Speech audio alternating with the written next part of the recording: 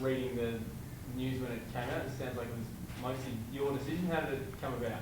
Oh, look, it was something which, I'd sort of contemplated, thinking what was going to be the best sort of leadership structure for the season coming up. And as I said, they're fortunate to have two quality players like we've got, two quality men who have committed their life to the footy club and have as passionate about the club as any two. And for me, it was just made sense.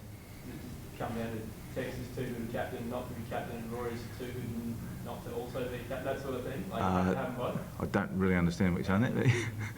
Tex can't not be the captain, but Rory also is just banging down. Oh, look, Tex has done a fantastic job for us, and again, he remains a captain. I think it's an opportunity for Rory, who's grown in that space, to step up and join forces with him. I think, in this case, as I said, it just made sense that the power of the two is stronger than the power of the one, and they can now, they've got complementary skills. They play in different positions. They play a different style, but they both have massive impact on the game. So, I think we've got the benefit of two great leaders going forward. Key management was the words used in the media release.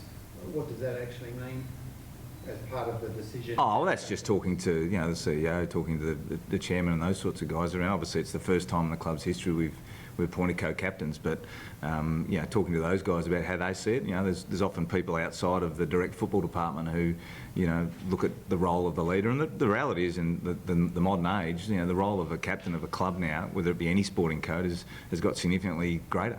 And the demands on their time are significantly more, and the realities for our guys is we want them to play great footy. That's the number one priority and focus, and lead the way that we know they're capable of leading. So it's just engaging with those people.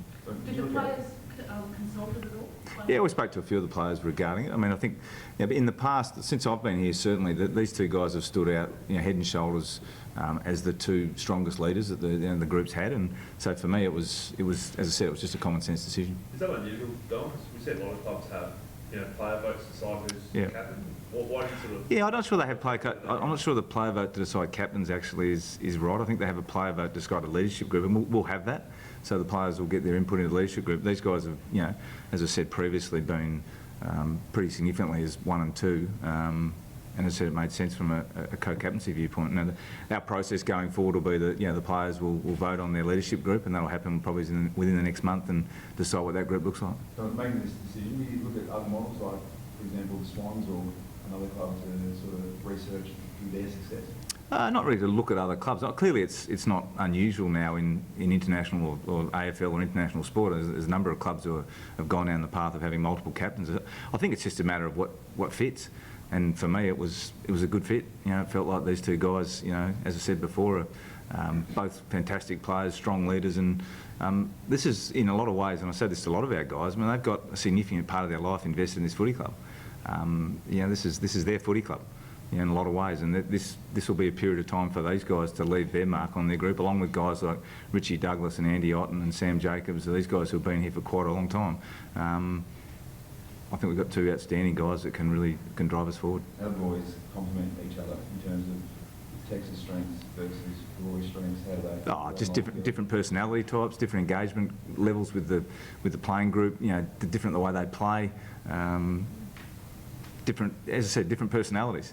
You've got sort of the presence of a Tex who gets out on ground and he's a big presence and the way he plays, and you've got Rory and his combative nature of the way he hunts the ball and the standard he sets for the midfielders. So they're the sort of complementary things which you look at when you're looking at leaders. Tex, do you think that much will change, or will it be very similar to the last 2 years when it's obviously you've been the captain, Rory's been the vice? Will it be a similar relationship to what's happening there? Like Pyke said, the development that I've seen in Sloane over the past 4 or 5 years has been outstanding, and it was a no-brainer for me to get Sloane up to help me. When Pyke and I had spoken about it, I was looking forward to having the chat with Sloane, and we did that. And as you could imagine, Sloane was the type of guy he is. He just wanted to do anything that was going to help us with success. So that's how we've landed here today. Did Don bring it up with you, or did you offer to share it? Oh, it's probably a bit of both, wasn't it, really? But we had a really good chat about it. And your remarks about sort of sharing the job, did you feel it was becoming a bit big, or you'd like to share the load? I think for two things, it's the best thing for our football club in this point in time, and it's the best thing for me to be able to do what I'm here for, that's performing. Obviously, I had a very challenging year last year, and to have Sloane right beside me and me to be right beside Sloane, I'm excited. I can't wait. And there'll be things that will change which we won't know about, and there'll be things that'll change that we can look forward to and plan for. But we'll see how it goes. So how does it work from a practical point of view? Do you take turns? 1 week of your turn, and then Well, so tossing the coin, you mean?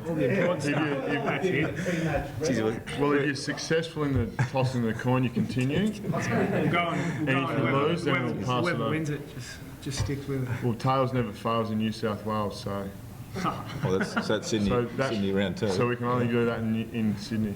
Jack. What about, as carry on from Jess, what about the rev ups and the sort of other duties that the captain might have? Do you share that, or just whatever comes naturally? I've done that pretty much since I've been captain. Here, you know, when you hear your boss's voice every single day, it gets a bit tedious. So I've been able to handball that over to Sloane and Lynchy and Dougie, because I reckon 9 times out of 10 you probably wouldn't be able to reel off what I say pre-game anyway.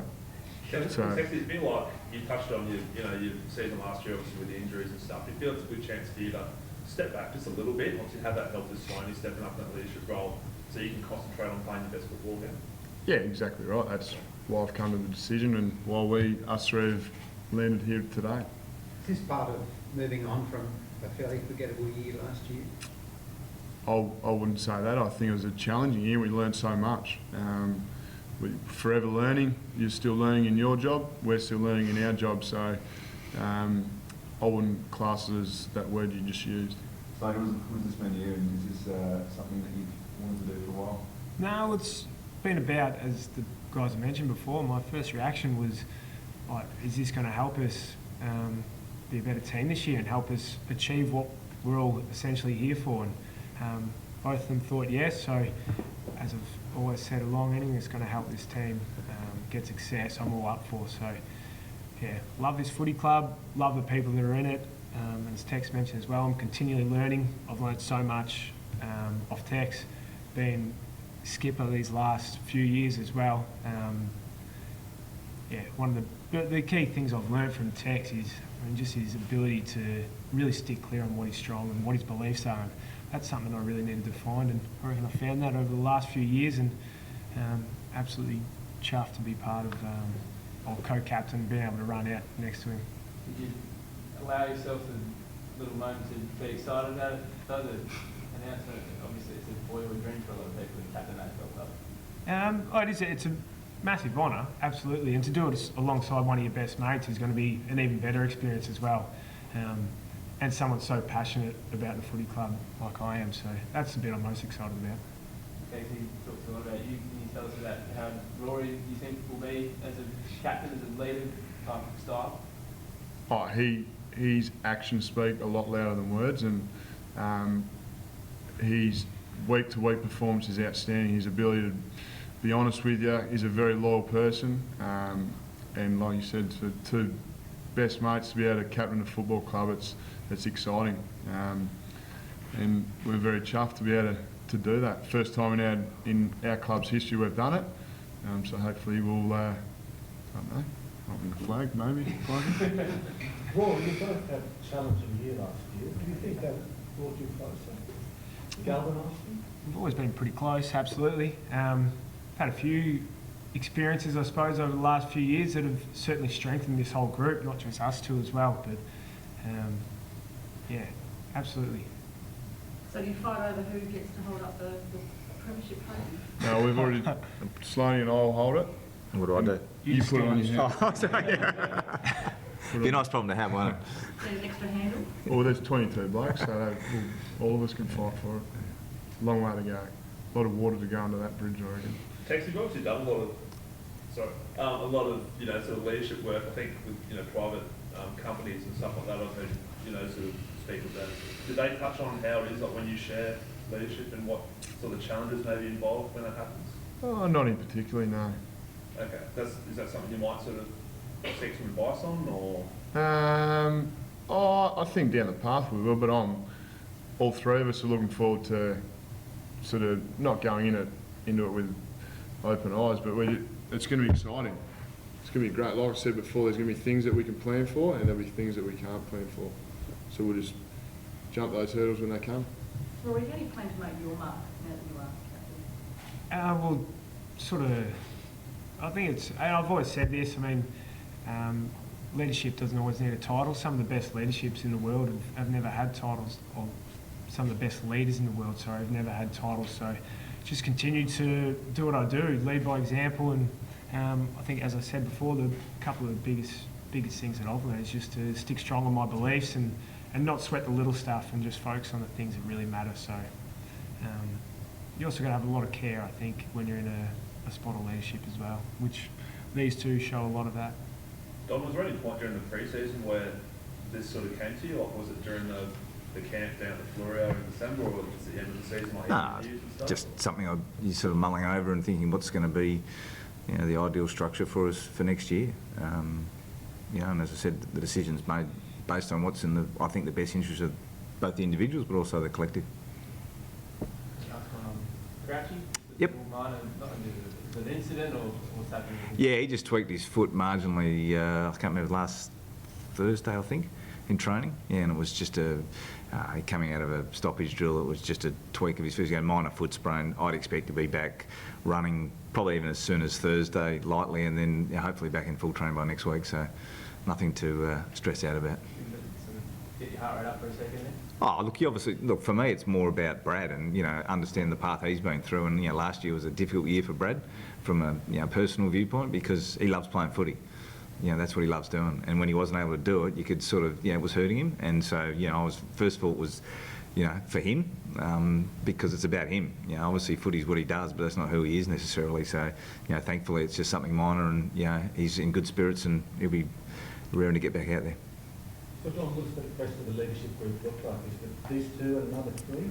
Yeah, we've got to work what that will look like. I mean, as I said, we'll go through a process with that, give the playing group real clarity around what it is they're voting on in terms of, the trademarks and values and behaviours that they want, and we give them enough time to assess that and then vote accordingly, and then we'll add the appropriate number. I'm not fixed on a number, whether it's 2 or we had 4 last year, whether we go to 4, 5 or 6 will really just depend on how the vote sort of goes and how we probably see it, and engaging with these two guys and what level of support they want and from who. I mean, one challenge you have in a leadership group is you've got to get enough people in the leadership group who are going to actually say what needs to be said. They're going to actually speak up, and they've got a point of difference, because we don't want 6 guys all sitting on the table thinking the same thing, because you don't actually get often you won't get a challenge point to change or to do something different, which is important in any leadership group, whether it be a management group or whether it be a player leadership group. So we'll put that group together in the next month or so. Was that the whole thought of originally going from 6 down to 4 last year, Don? Last year was a bit different. We were sort of obviously coming into the season, we felt with the guys we had there and with Tom and Matt Crouch on board, that was going to be enough to sustain us, and unfortunately we ended up, I think at one point with only one of them available, so it wasn't ideal, and hopefully we had to expand the group a little bit because we started to run out of numbers. So we'll take that into account, but it's more about how we build the leadership, and we've also got to have one eye, and Matt was one eye on the future, to understand that we need to be building and exposing the next level of our leadership guys to being in that environment, and giving them some education in that space as well. So, but it's not a learning environment. It's more of an opportunity to come and actually grow on top of what you've already done from a leadership viewpoint, or how the group sees you from a leadership viewpoint. You look at someone like a Tom Duday, obviously he's only played a full season of footy, but he's obviously showed plenty in that. Yeah, he has, and he's got some composure, and he's he's an intelligent young man who thinks about the game and stuff. And it's really a matter of whether it's timing is now for him or later, and probably how the group see him. I mean, the group need to see people in the leadership group who they trust, and who they value. And at the end of it, when some things need to happen and get done, those guys are capable of doing that, as well as engaging with myself and the coaching group, and being that real conduit between the two. Rory, was this spoken about at all during you've obviously renegotiated last season? Was that mentioned at all as part of it? It's a little bit disrespectful, I think. Both to myself and the footy club, that you think they'd put that in a contract. No, not in a contract, but is it something that you raised, that something you'd like spoken about? No, not at all.